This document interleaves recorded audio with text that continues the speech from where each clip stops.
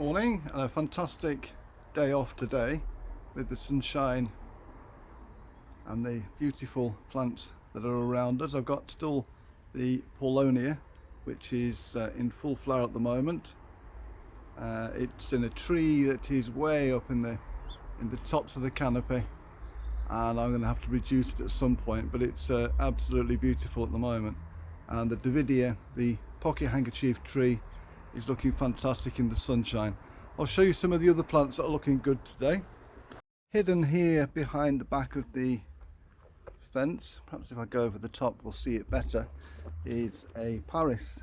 This is Paris quadrifolia, which is creeping along the back of the fence in with the ferns. It looks fabulous there. Slow growing. About 10 years ago I actually put it on this side of the fence, and for whatever reason it died off on this side, but the roots found themselves on the back. It's a perennial, and I'd have said an English native. It's certainly a European native.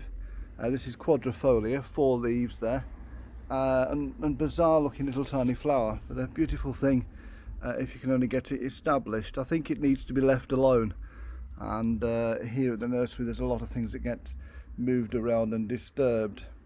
At the back here, behind the euonymus label, the euonymus is above it here, behind the back of it is Ulvularia, which has loved being against that wall for a number of years now. Absolutely gorgeous little flowers, very slow growing, but a super little thing. This is Peony Broterii, and it's a species with single flowers, these tissue like paper leaves, very delicate. In fact, the flowers only last for about a week. This one's beginning to go over sadly already. Very easily producing seeds and an easy plant to grow. Now this is Spanish, South Spanish, Portuguese. I've seen this one in the wild. Not anything like as big as this here. It's nearly a metre high and has huge, great big, glossy, large leaves.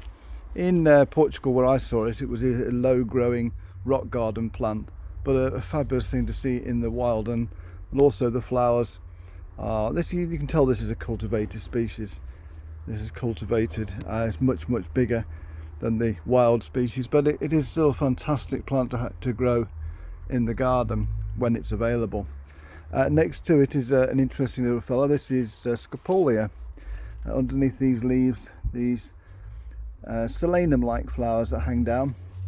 Now this has been flowering since February, and when it was flowering in February, it's flowering right at the bottom there, and now it's extended again to about a metre high, and these little flowers that hang on the undersides of the leaves. It's a strange looking thing, more of a curiosity than a beauty. And there's different coloured forms of it as well. I should say it's also highly poisonous, so you wouldn't want this where animals are concerned. Even though my cats don't eat it, you wouldn't want it hanging around if you got children that pull at plants. So that's Scopolia.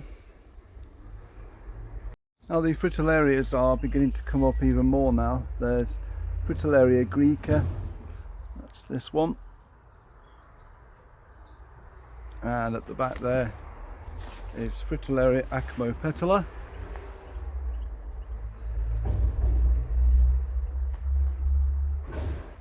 And we've started the sales table of rare plants for the year. Little miniature oak. This one's a tough and hardy one, but it's from Portuguese. And what else have we got here? Hohura. This is a form called popularfolia, and it's got a smaller rounded leaf to it. A couple of Berberuses, the white Quinidendron, Alf Robbins, a lovely Polygonatum falcatum, more Berberus, Euonymus that we've just looked at, which was the small long-leafed form which has these red berries in autumn time. That's Cornutus. A couple of magnolias at the back there, Tetradium. What else is there? Oh, a lovely Phormium, Photinia. This is not Red Robin.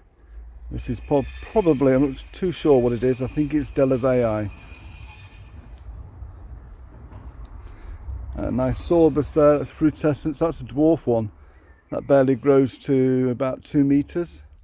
Terracaria, which is a fabulous thing. Terracaria. Oh, and a nice cornus at the back there. This is Cornus capitata. Capitata has the lime green flowers, which have that central white boss to it. Pretty well evergreen here. And then a Crataegus, which is the maple-leafed Crataegus. Has a leaf in the same shape as a maple.